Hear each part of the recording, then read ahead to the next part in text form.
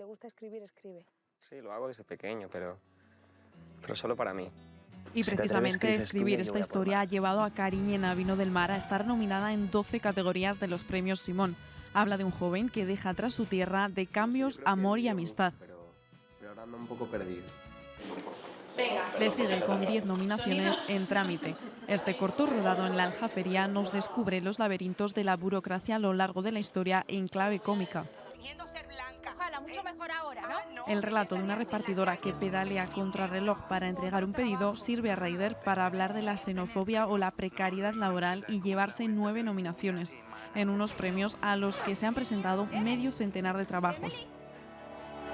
Este año especialmente se está notando mucho no solo el talento aragonés, sino el ímpetu, las ganas de hacer cosas, el riesgo. Algunas de esas producciones cuentan con el apoyo de esta casa. El apoyo de Aragón Televisión es claro, es decidido, existe desde 2006, desde que empezaron las emisiones de Aragón Televisión a través no de la financiación anticipada que llegó en 2013, pero sí de coproducciones, compras de derechos. En esta edición, el Simón de Honor recaerá en la cineasta Leonor Bruna por su labor en la formación e impulso del talento audiovisual con su escuela de cine Un perro andaluz.